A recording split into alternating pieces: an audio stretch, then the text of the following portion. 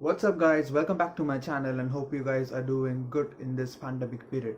So it's gonna be the end of 2020 and Manchester United have ended up with 3 points against Wolves. It always was gonna be a very difficult game for us because we've seen Wolves more than anyone else last season. 4 games last season we played them within a single season. That's by any other Premier League club in a single season.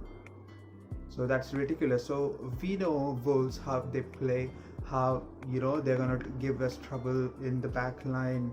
We have forward Pedro Neto, Adama Traore, Raul Jimenez, who was absent through the head injury that was caused against the game Arsenal. So it was a bit of a more positive point there, but still we know how they can be threatening our defenders who has been leaking goals for fun. Lindelof absent with a shoulder injury, then Eric Bailly coming in, Aaron Wan-Bissaka coming in after a long while, Telles, Shaw. So it was gonna be risky and it was always gonna be a tough game, and it was frustrating for a whole game. And a glorious finish, you could say, a deserved deflected strike from Marcus Rashford in probably the last kick of the game in 90+4 to finish it 1-0. Another assist for Bruno Fernandes, and this guy is surely inevitable. So we'll be talking about what all things went wrong mostly in this game and what all things actually were a problem, were an objective in front of us which wasn't fulfilled by Rashford, Martial, Cavani. Cavani looked absent but still was trying to get there as much as possible, as much as he can. He never was sitting down there, was always ready to run. So we'll be talking about those things in the video. Another assist for Bruno Fernandes. His magical season continues in the Premier League. So without wasting any time, let's get this started.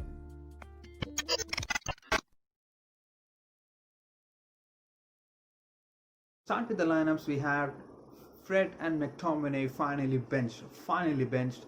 Mark Goldbridge would be happy about it, but we have Nemanja Matic and Paul Pogba starting in midfield.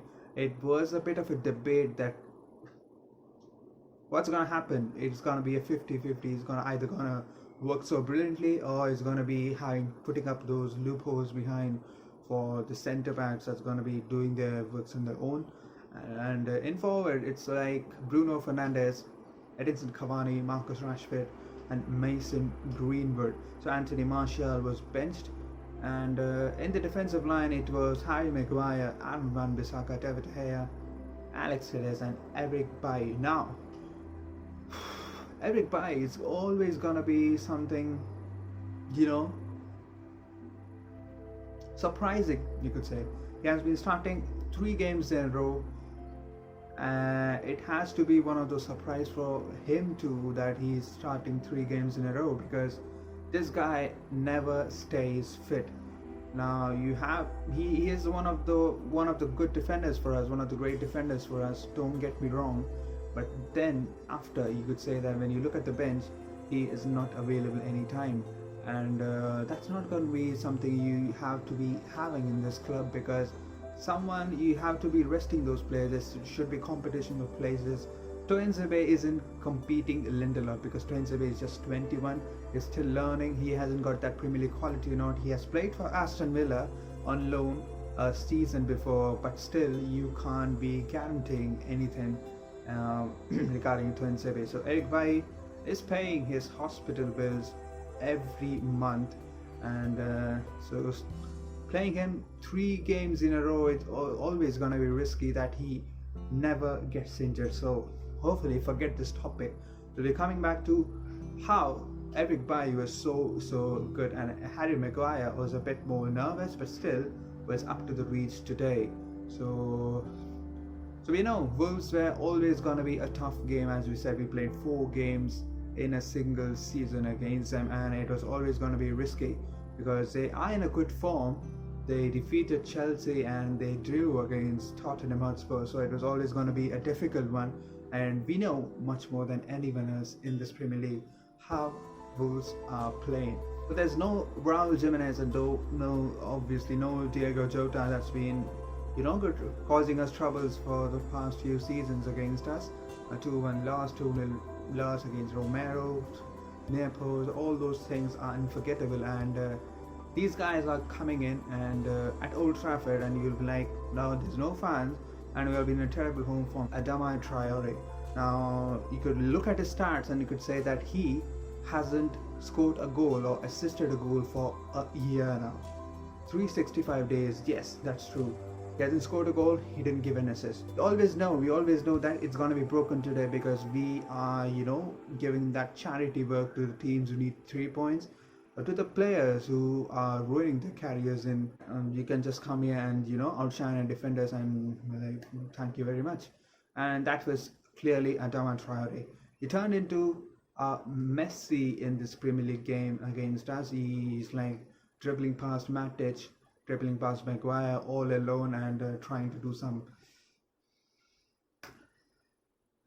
irritating stuff, you could say, annoying stuff for us. And it was always going to be, something we always guessed that it would happen, and it happened. All other than that, it was park the bus from Wolverhampton Wanderers. So that was always going to be difficult for us. It has been one of those problems for us for a year or two, and again we struggled against them, and they were so solid. Don't get me wrong, they were so solid. You should be giving them credit for their defensive performance. Roman Saiz, all those players. Willy Bolly wasn't there, Dendonken wasn't there, so it was a big step up from them. And Eknuri, though, that young kid in the left back, you could say that they have rotated their team for us, but Eknuri was obviously one of those standard performers for us. Stopped Rashford, stopped someone Greenwood on the right, and everything from the right has been stopped from him. And very, very good kid, you could say, one of those young talents from the Wolves Academy. No, he was not from Wolves Academy, I guess. Apart from that, they parked the bus, they hit us on the counter, and they had chances, but a great day for David De Gea. There's always going to be a blame that's always coming on David De Gea, because we have seen that I've seen a stat that his save percentage from the shots from outside the box has been so terrible. 60% is what the save percentage what is seen this season from scored, conceded many goals from outside the box. Harvey Barnes, many other goals. So it was actually terrible for a goalkeeper of this caliber. He has been in a poor form for the past 2 years, you could say, but he has to be, gaining that form. And this match was something which was so good from him. He needs an appreciation for that. So he has been one of those standard performers for the past few seasons for us. He has been leaking in goals, many goals. Last year, like 36 goals. He was third best defense in the league, and he was one of those reasons to saving those, big saves against Manchester City and the Spurs. So it was always going to be crucial him to be stepping up, and this was the game.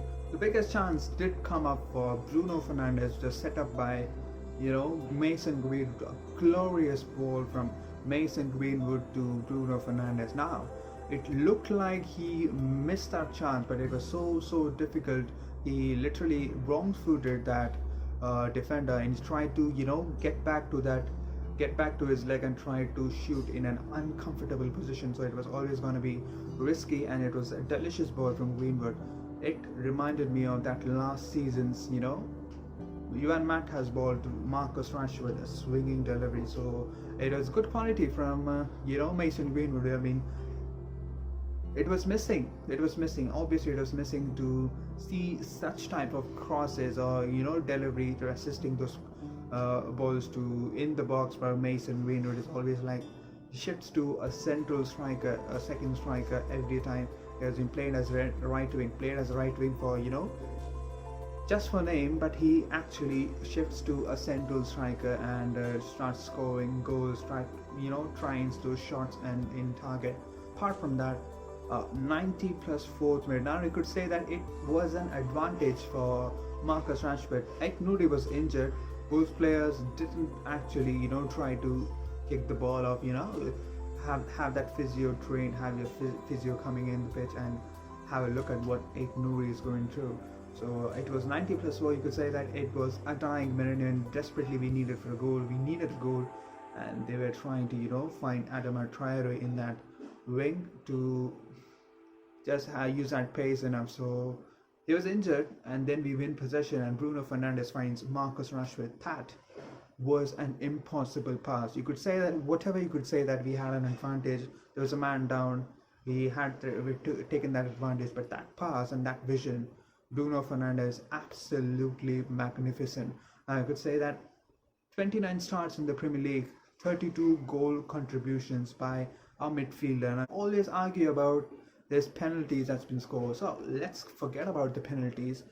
Without penalties, he still has 24 goal contributions in 28 games. That's not gonna be a simply decent figure for a player who has come in from the Portugal League, his first full season, and he has been doing this. And after his debut for Manchester United, we have gathered most points than any other team in the Premier League, most points just after Liverpool in all competition. So it was always going to be something, always going to be a player. He is always going to be a player who's going to lift us, lift our moods, and can probably help us win the title, lift that fucking title. And it was all looking so frustrating till the end. 0-0 draw again and again. They're always like, why the fuck it's all again against Wolves? They didn't have the strong squad to they punked us. We still couldn't actually, break them. They always look nice scoring. They always look threatening on attack. Some misplaced passes, Bruno, Pogba, Matic. Matic was actually so excellent today. So it looked like a bit more sloppy, but still those chances, those whipping long balls was actually finding Rashford, Martial, and it always looked like the goal is always coming. But after 90 plus 3, after 90 plus 4, you could always have a second thought that, is it too late now? Because at the end it was always going to be a problem. People, 11 players will be sitting back, and we can't actually go through the defense that problematic or that crowded in the box. So a big deflection, 90 plus 4, 1-0, and we move to second place. That's a big boost just before the new year. Last time before the new year, we were like in the 6th position, hopeless of getting into the top 4 after being, how many points? 10 to 15 points clear of Leicester in top 4, and we needed an unbeaten run, and we did go into top 3 in the end of the season. And we have been doing that and we have been taking that form straight away to the next season. We have had some poor games this start of the season. Crystal Palace, a nightmare against Spurs, and to settle that out, we have to be putting up the unbeaten run, and we have been doing it very, very well. It looked like we have dropped points against Leicester, and it could cost us.